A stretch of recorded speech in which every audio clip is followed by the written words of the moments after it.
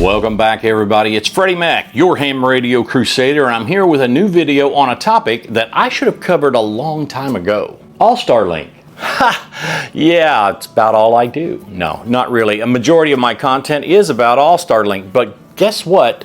And a lot of you already know this. There are differences. There's the ASL version and the HamVoIP version. What's the difference?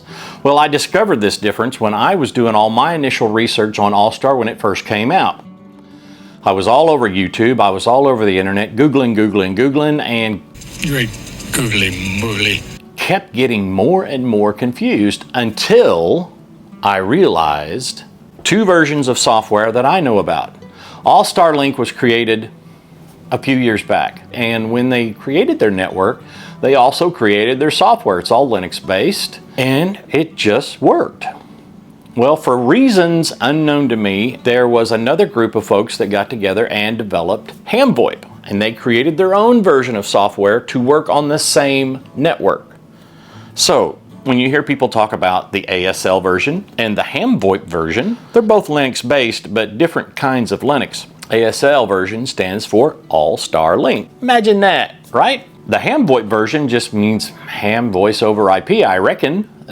They have their reasons for choosing the name. I don't know what it is. But when I started my AllStar journey, I drifted to the HamVoIP version because there was a lot of documentation and a lot of folks using it. It just was what it was, but there was still just as many users out there on the ASL version. But the ASL version seemed like it was better suited for cloud servers or an actual hub server on a computer that the other AllStar nodes could connect to come together for club nets or meetings or just creating a larger network or what have you. But for my own reasons at the time, I started using the HamVoIP version and expanded upon it, researched it, and went with it. During that time, let's say about 6 months ago, I guess, I decided I'm going to download the Raspberry Pi version of ASL. I think it was 1.1 if I'm not mistaken, and I could be. And I configured it and got it to work on a radioless situation. It was difficult for me because some of the directory structure is different. It's put together just a tad differently, but it wasn't hard to overcome in the end. But ultimately, I stayed with HamVoIP. Since that time, I've been approached by the board members at AllStarLink.org, and they said, hey, we've got this new ASL 3, AllStarLink version 3 is coming out soon. We'd like for you to test it, do a review over it. And wow, you could install ASL 3 on your own. They have made it user-friendly. I'm not knocking HamVoIP. I'm not, because it's been a very good service to me for quite a while. But this ASL version has the latest version of Asterisk available. I think it's Asterisk 20, where HamVoIP's Asterisk version is 1.4.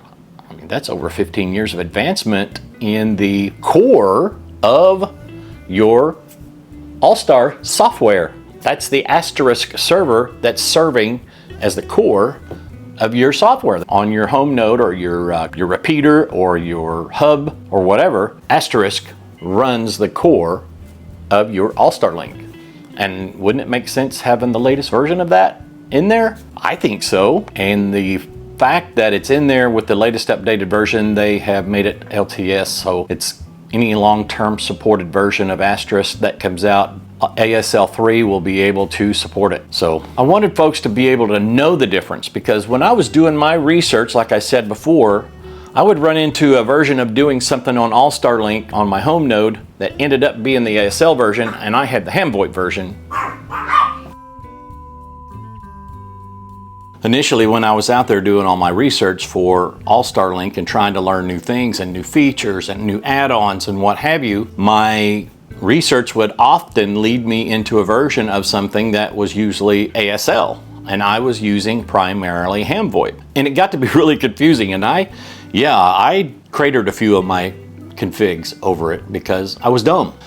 And it's not necessarily being dumb, I was ignorant to a lot of the facts, and research prevailed in the end, and I learned a few things. Now, since the guys over at AllStarLink.org have approached me to do the review on ASL 3, My knowledge is increasing and increasing quickly. I have a lot of knowledge about HamVoIP version of the software, but I didn't have as much on the AllStarLink side because it's Debian based as well, where HamVoIP is Arch Linux based. It's just a different flavor of Linux. That's why Linux is so great.